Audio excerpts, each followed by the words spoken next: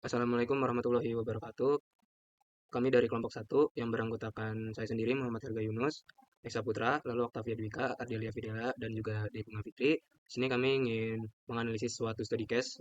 Untuk analisisnya sendiri kita pakai Hazop Analysis, dan Hazop Analysis ini terdiri dari worksheet-nya, begitu juga dengan risk assessment ataupun bagaimana cara kita menentukan risk dalam node-node ini termasuk tergolong high risk ataupun low risk-nya. Oke, next. Nah, untuk block flow diagramnya sendiri yang diberikan study kasus oleh Pak Teguh itu kita sisihkan menjadi 7 node utama. Untuk yang pertama itu nodes pertama itu kita meliputi tangki asap asetat beserta pompa feed satunya. Lalu untuk nodes kedua kita ada tangki natrium hidroksida beserta pompa feed 2. Lalu kita masuk ke node yang ketiga. Node yang ketiga sendiri itu ada reaktor CSTR dengan reaksi yang cenderung eksotermis. Lalu untuk node keempat itu kita ada cooling water system atau jacket system dari si CSTR-nya ini yang meliputi cooling water in serta cooling water out. Lalu nanti dari node kelima itu ada keluaran si outlet reactor CSTR-nya ini menuju ke filter. Nah, untuk filternya sendiri itu kita jadikan node 6 dan yang terakhir di node 7 itu kita ada storage product tank atau si penyimpanan produk akhir ya dari si proses ini. Yang produk akhirnya itu berupa sodium asetat. Next. Oke, jadi untuk risk rating berdasarkan apa yang telah disampaikan oleh Pak Teguh kemarin, kita di sini pakai metode likelihood sama severity ya. Jadi untuk likelihoodnya sendiri itu terbagi menjadi skala L7 sampai L1, di mana L7 itu merupakan sangat sering terjadi, lalu L6 itu sangat mungkin terjadi, beserta sampai nantinya L1 itu hampir tidak pernah terjadi. Dan untuk severity-nya sendiri itu sama dari skala 1 sampai 5 ya. Untuk skala kelima itu catastrophic, yakni berdampak besar, S4 fatality yang bisa menyebabkan cedera 1 sampai 2 orang, begitu juga dengan kode S1 yang dimana insignifikan atau tidak ada cedera sama sekali. Nah, untuk penentuan si risk-nya ini, kita ada low sampai very high dengan beberapa indikasi warna yang ada di slide sini. Dan untuk cara penentuan dari risk rank ini, itu bisa anggap saja dengan si likelihood-nya ini merupakan sumbu Y dan severity-nya ini merupakan sumbu X. Jadi untuk bertemu di garis ataupun titik antara L7 dengan S-nya itu merupakan cara penentuan dari si risk rank-nya ini. Begitu juga contoh, misal L7 dan S4 kita bertemu pasti nanti dia ketemunya di very high. Begitu juga dengan seterusnya ke tadi kasus lainnya. Next. Nah, selanjutnya akan dijelaskan oleh rekan saya. Jadi selanjutnya ini adalah parameter parameter dari table list of applicable combination of parameter and weight words. Nah, di sini tuh di parameter flow-nya itu dia di low-nya dicentang, lalu height-nya juga dicentang. Dia di sini tuh dia tekanannya tinggi, dia juga tekanannya tinggi di flow-nya, lalu no-nya dia juga dicentang, more-nya dicentang, lalu less-nya dia berkurang juga dicentang, lalu reverse itu juga dicentang. Selanjutnya di parameter temperaturnya itu low-nya juga dicentang, high-nya dicentang, dan selanjutnya di parameter pressure-nya tekanannya itu dia tuh tekanannya lambat dan rendah dan tinggi tinggi karena dia dicentang juga. Lalu di parameter compositionnya itu dia uh, di low juga dan di high dan di no dia juga termasuk. Nah, lalu di parameter levelnya dia di low dan high. Lalu di metal mechanical integrity-nya dia di other than. Lalu di mixing-nya itu dia low, high, dan di no itu dia juga termasuk. Nah, dan di reverse dia juga dicentang dan di other than juga dicentang. Lalu di heat removal parameternya itu dia no-nya dicentang, more-nya dicentang, less berkurang dia juga dicentang. Sebagai berikut. Udah. Izin masuk ya. Ini yang pertama tuh ada node 1, yakni itu tangki penyimpanan asam asetat. Nah di node 1 ini itu skopnya adalah dari tangki penyimpanan asam asetat hingga nozzle inlet CSTR termasuk pompa feed 1 dan jalur pipa. Sedangkan untuk intennya yang pertama ada menyimpan asam asetat 30 Wt% secara aman. Kemudian mengalirkan asam asetat ke CSTR dengan laju alir, tekanan, dan konsentrasi yang sesuai dengan desain. Dan yang terakhir menjamin supply stabil untuk menjaga rasio stoichiometrik reaksi. Nah di dalam Hazop ini tuh ada parameter untuk node 1 itu temperatur, level, flow, dan pressure. Dengan guide word yang temperatur itu ada 2, high dan low. Dan untuk level high dan low juga. Kemudian untuk flow no dan more. Dan untuk pressure high dan low juga. Nah, di tangki penyimpanan asam asetat ini kan tergolong asam kuat. Jadi itu deviasinya itu cukup krusial. Yang pertama untuk temperatur itu deviasi untuk high itu temperatur dalam tangki melewati titik ide reaktan yang disebabkan oleh kenaikan temperatur akibat suhu lingkungan panas. Nah, di dalam tangki itu nggak ada kondisi operasi yang bisa disetting. Jadi itu pasti faktornya itu dari eksternal. Nah, dari penyebab kenaikan temperatur akibat suhu lingkungan panas ini berakibat pada asam asetat akan menguap dan berpotensi menimbulkan ledakan. Di mana dia ini asam asetat memang asam kuat tapi nggak menguap cepat kayak bensin, tapi tetap ada potensi buat ledakannya. Terus juga risiko kontaminan dari material yang mengalami korosif sehingga terbawa dalam asam asetat. Kalau misalnya material tangkinya itu nggak terlalu bagus, terkikis sama asam kuat, itu bakal ada material-material yang sedikit-sedikit gitu terbawa sama reaktan asam asetat ini. Terus juga peningkatan laju korosi. Kita punya protective sistemnya untuk itu tuh punya ada temperatur indikator. Temperatur indikator ini fungsinya itu dia itu untuk stabilin agar si temperatur yang ada di dalam tangki ini masih stabil di bawah titik didih si asam asetatnya. Terus juga material tahan korosif dan tahan suhu tinggi, yaitu harusnya mendesain tangki penyimpanan untuk asam asetat sesuai dengan spesifikasi yang didasarkan pada ASME dan mendesain dengan sistem terisolasi. Jadi ada venting system, tapi tetap aja dia harus terisolasi gitu. Terus kita harus melakukan NDT atau non-destructive testing atau pengecekan ketebalan tangki secara berkala, yaitu untuk meminimalisir tangki itu mengalami implosi juga akibat korosinya. Kemudian untuk temperatur itu yang low ini temperatur dalam tangki di bawah titik beku reaktan yang disebabkan oleh cuaca dingin ekstrem. Tapi untuk di Indonesia ini tuh sangat jarang. Terus ya efeknya itu asam asetat akan berubah fase menjadi padatan kristal atau asam asetat glasial. Nah, protective sistemnya masih sama temperatur indikator ini. Nah, terus untuk actionnya apabila asam asetat itu menjadi glasial, itu adalah melakukan monitoring temperatur dalam tangki. Nah, habis dimonitor mungkin ada sistem di dalam tangkinya itu kayak sistem heater gitu buat asam asetatnya itu nggak beku lagi, nggak mengkristal lagi. Nah, terus juga di sini kan ada risk assessment ya, seperti yang jelas oleh rekan saya. Misalkan L6 S3 itu tergolong medium, L4 S1 tergolong low gitu. Risk assessment-nya bisa dilihat. Kemudian juga untuk yang level itu high dan low itu yang 121 melebihi kapasitas tangki. Nah, untuk yang low-nya itu dikatakan level belum memenuhi kapasitas tangki. Nah, untuk penyebab level melebihi kapasitas tangki itu bisa overfilling saat transfer distribusi asam asetat ke tangki gitu, yang berakibat pada overflow reaktan. Nah, juga kalau untuk overflow reaktan dan korosi pada struktur luar tangki jika tumpah, asam asetat itu kalau misalnya tumpah dari tangki itu di struktur luarnya juga bisa mengalami korosi, apalagi didukung sama udara luar, didukung sama oksigen, itu maka lebih cepat korosinya. Nah, terus juga untuk protective sistemnya untuk level yang high ini tuh ada level indikator sama chemical range. Level indikator tuh buat menstabilkan si level di dalam tangki ini sesuai dengan kapasitas tangkinya. Sementara itu chemical range itu buat kayak semacam ban bol gitu. Jadi nanti asam asetatnya itu nggak langsung kena tangki, tapi ada suatu parit gitu yang mengalirkan si asam asetat ini. Tapi tentunya parit itu tuh langsung ke unit pengolahan limbah kimia gitu. Jadi nggak gabung sama arah parit fertilitas gitu. Ya, untuk ini tuh levelnya itu sama-sama risk assessment-nya medium. Kemudian yang untuk yang low itu level belum memiliki kapasitas tangki, yang berarti dalam tangki itu asam asetatnya udah sedikit gitu. Jadinya bisa dikatakan karena supply dari distribusinya itu terlambat. Kalau misalnya kita bukan, kalau misalnya dalam suatu pabrik tuh asam asetatnya kan kontinu ya. Jadinya terus-terusan gitu. Jadinya tuh pompa tuh mengalami kavitasi rusak karena asam asetat yang dibutuhkan di dalam tangki itu udah sedikit. Jadinya kita perlu level indikator lagi. Jadinya itu, tapi level indikator ini itu terhubung dengan low level alarm. Nah, untuk risk assessment-nya itu tergolong rendah. Kemudian untuk yang flow itu ada no sama more. No itu dikatakan reaktan tidak mengalir, dan more itu dikatakan reaktan mengalir berlebih.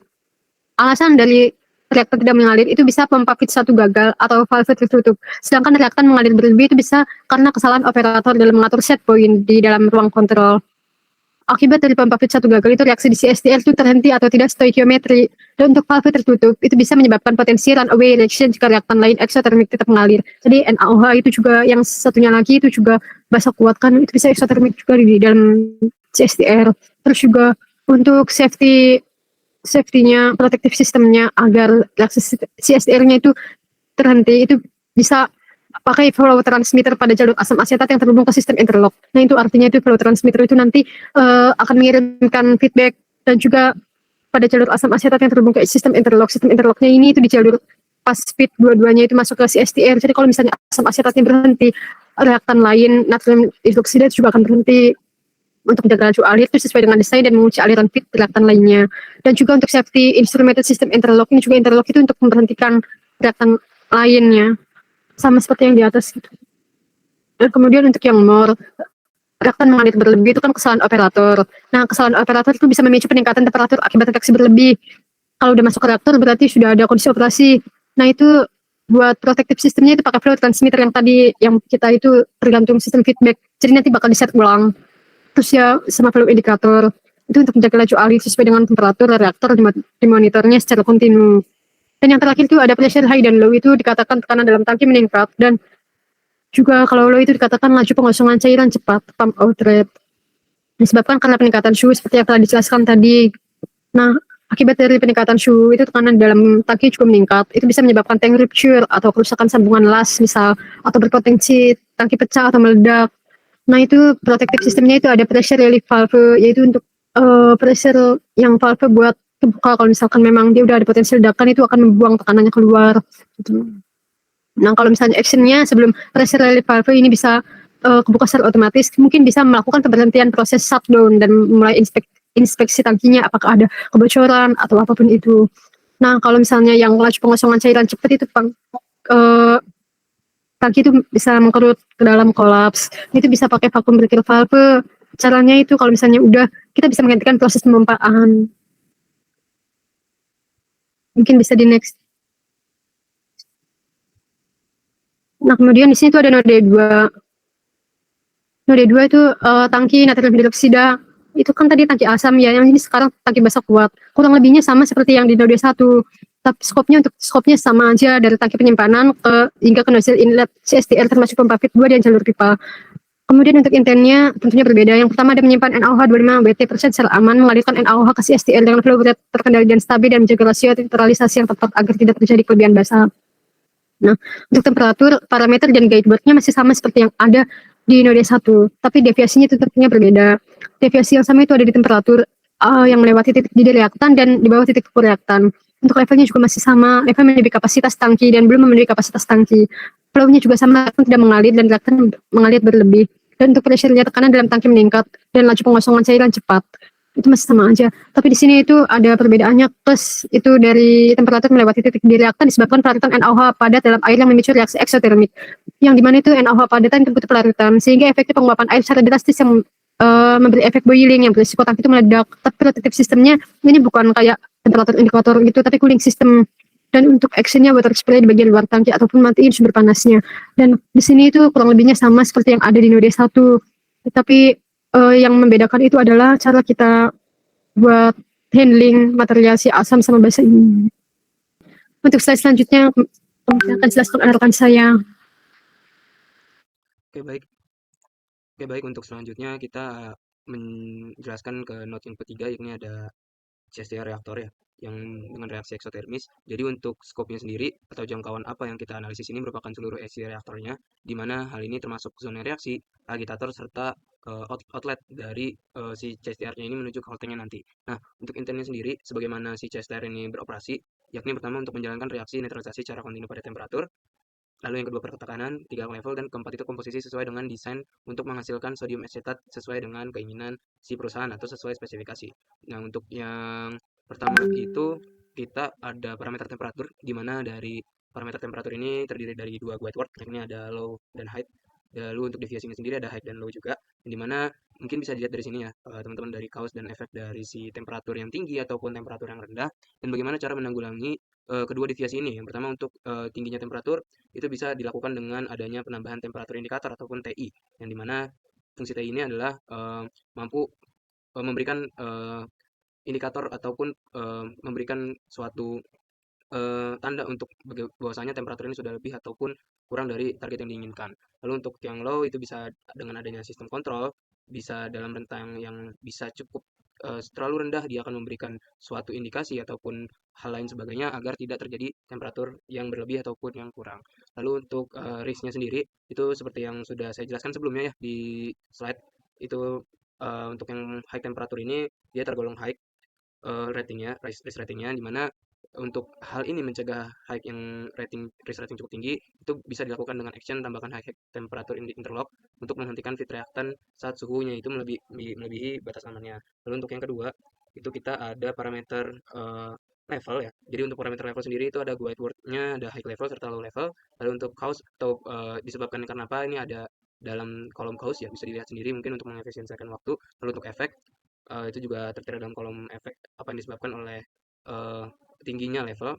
Lalu untuk protective sistemnya sendiri itu kita bisa menerapkan level indikator ataupun LI serta alarm level tinggi yang bisa memberikan suatu tanda gitu bahwasanya hal ini sudah berlebih atau mengkurang. Nah, untuk actionnya sendiri itu bisa ditambahkan high level, interlock untuk yang high level serta low level untuk yang low.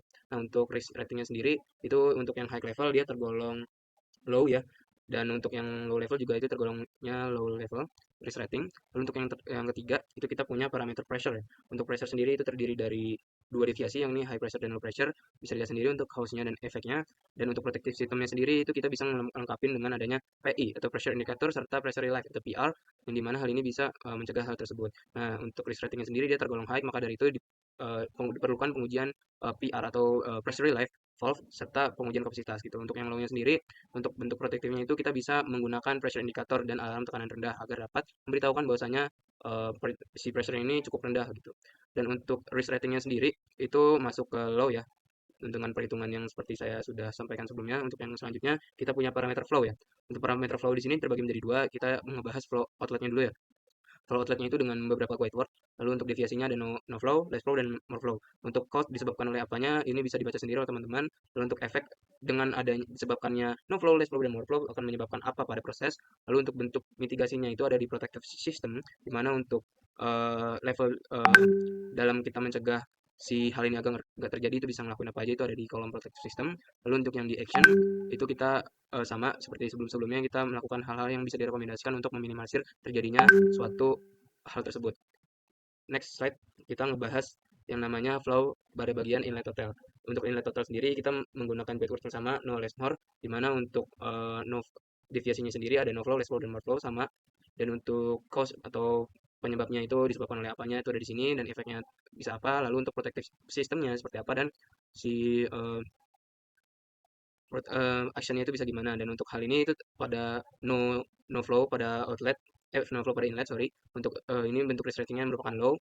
Lalu untuk yang kemudian di yang less flow itu dia masuknya ke risk ratingnya medium ya, yang maka dari itu diperlukan inspeksi rutin ataupun maintenance gitu. Lalu untuk yang flow more flow itu kita masuknya ke indikasi yang high, dimana ketika flow yang keluar itu merupakan berlebih gitu, ini kan bahkan bakal menyebabkan si storage bakal menyebabkan si holdingnya ini terjadinya leaking akibat kebanyakan volume yang masuk. Oke, next kita ngebahas ke parameter ke-6 yakni ada mixing. Untuk guide word-nya sendiri itu kita ada no, reverse, high, low, dan other than. Lalu untuk yang deviasi itu ada no mixing, bagaimana jika tidak terjadi perputaran agitator di dalam CSTR. Lalu reverse, high mixing, low mixing, dan other than mixing.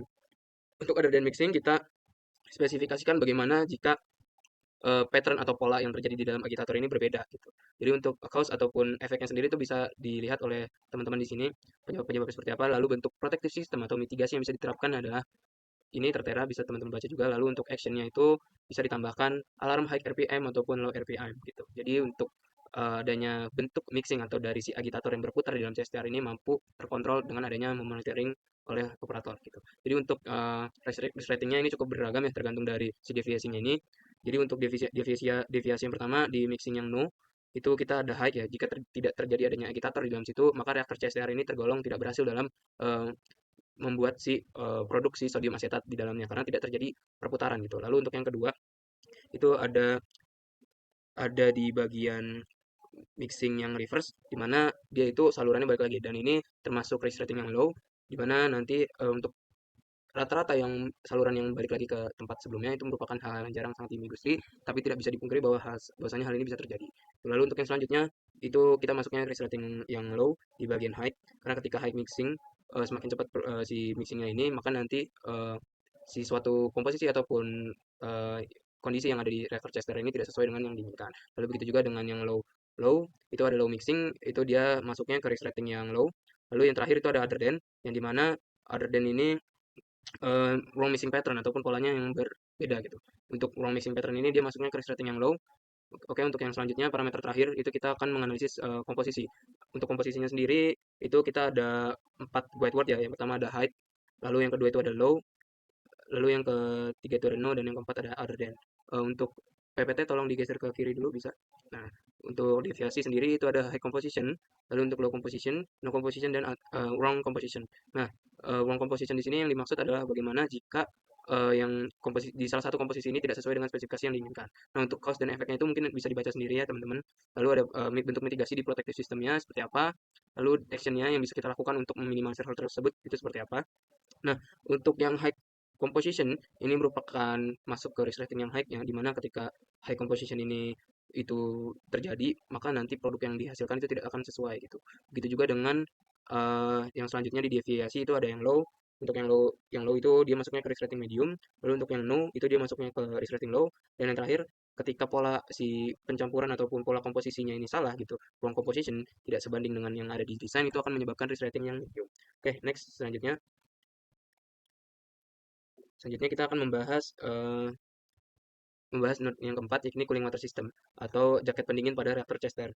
Untuk scope-nya sendiri itu kita dari inlet cooling water ya, sebagaimana yang ada di BFD tadi, cooling water in sama cooling water out. Nah, dari inlet cooling water ke jaket reaktor hingga outlet cooling water, termasuk kontrol valve serta pompa sirkulasinya.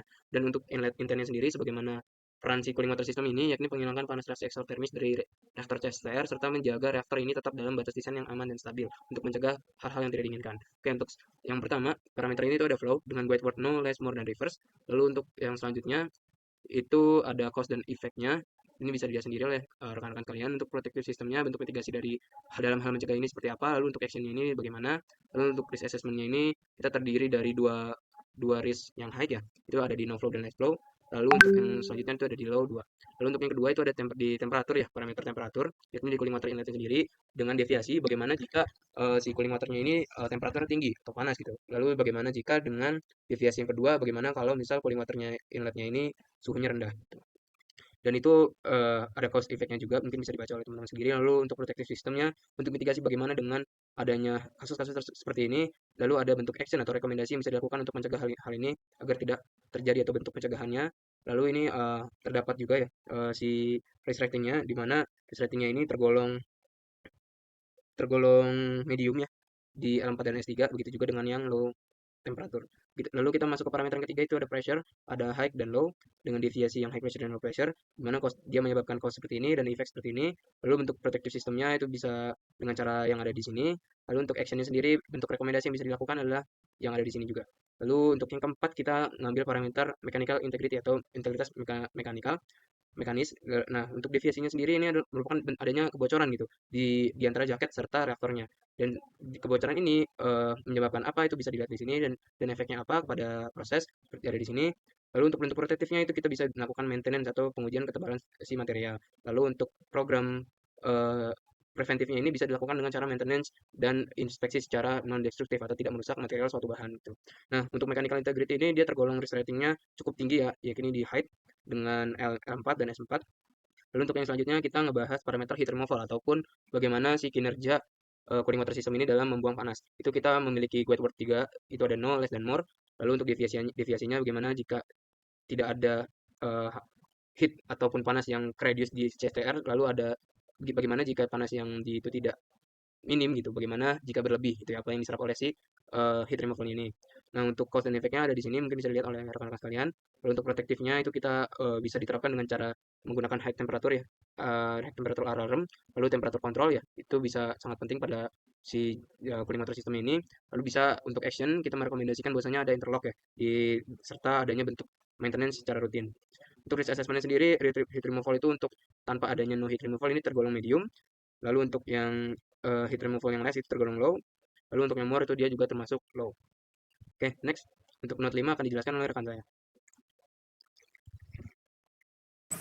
Baik, selanjutnya itu ada note 5 yaitu hot tank, di mana skopnya itu mencangkup dari inlet hot tanknya hingga menuju outlet menuju filter. Dan intentnya ini ada menampung sementara larutan natrium asetat hasil reaksi dari yang CSTR sebelum proses filtrasi dan menjaga stabilitas aliran, kemudian juga menjaga kualitas produk. Nah, untuk parameter yang di sini itu ada 6, ada level, flow, pressure, terus ada temperatur, komposisi, terus ada integritas mekanis, di mana ada kalau levelnya ada high low, terus flow ada no less, ada reverse, terus pressure ada high low, temperatur ada high low, dan komposisi ada other than.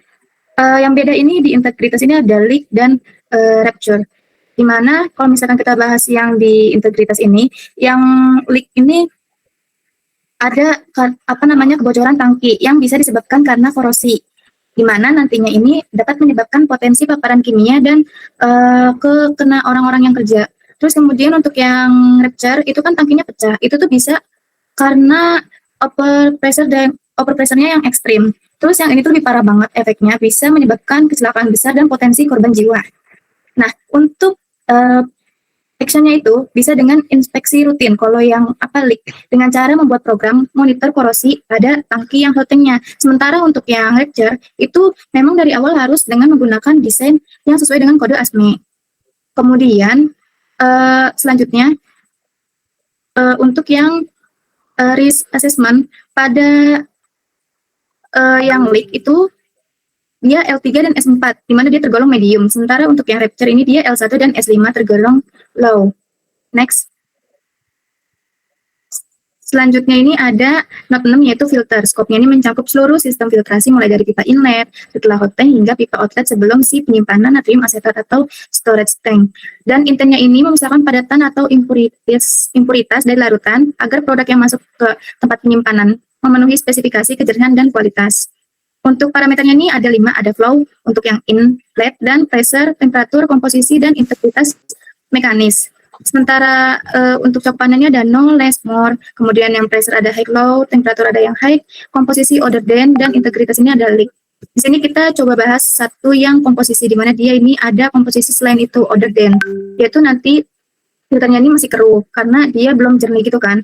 Padahal dia nantinya mau dialirin ke storage. Nah, ini tuh bisa karena mediasi filtrasinya ini rusak, pemasangannya juga nggak benar. Dan nanti menyebabkan produknya ini nantinya nggak memenuhi spesifikasi, bisa menyebabkan keluhan dari pelanggan yang membeli produk natrium asetatnya. Kita bisa menggunakan actionnya ini QC sampling, yaitu tetapkan prosedur uji kejernihan produk berkala. Untuk risk assessment-nya itu ada L4 dan S2, di mana dia tergolong low. Next, untuk storage tank akan dijelaskan oleh rekan saya. Oke, baik. Selanjutnya ada storage product tank. Yang pertama, skopnya itu include dari inlet, tangki produk setelah filter hingga outlet, distribusi atau transfer. Kemudian intentnya itu ada menyimpan produk sodium asetat dengan aman sebelum dikirim atau digunakan lebih lanjut dengan menjaga kualitas dan keselamatan operasional. Di sini ada parameternya yaitu ada level, flow, pressure, temperatur, concentration, dan mechanical integrity. Di sini ada guideboardnya. Di level itu ada 2, yaitu ada high dan low. Di flow itu ada 2 juga, ada no dan reserve. Di pressure ada 2, high and low. Temperatur juga high and low. Concentration more than less. Terus mechanical integrity ada other than. Pada mechanical integrity, other than itu deviation-nya leaking in tank. Disebabkan oleh yang pertama ada korosi dan kegagalan sambungan. Nah, yang korosi itu efeknya berupa tumpahan larutan, dan yang kegagalan sambungan itu efeknya berupa potensi pencemaran lingkungan. Nah, protective systemnya ada inspeksi berkala dan secondary containment. Kemudian actionnya ada program inspeksi rutin dan perawatan preventif. Kemudian risk assessment-nya yaitu ada L4 dan S3 yang tergolong medium.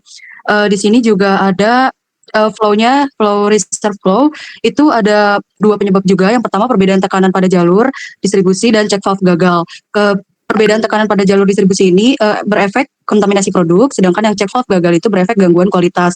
Nah, protective systemnya itu check valve dipasang pada jalur outlet untuk mencegah aliran balik. Kemudian actionnya lakukan pengujian rutin terhadap check valve dan pastikan prosedur isolasi shutdown diterapkan dengan benar. Kemudian risk assessment-nya L3 dan S1 yang tergolong low.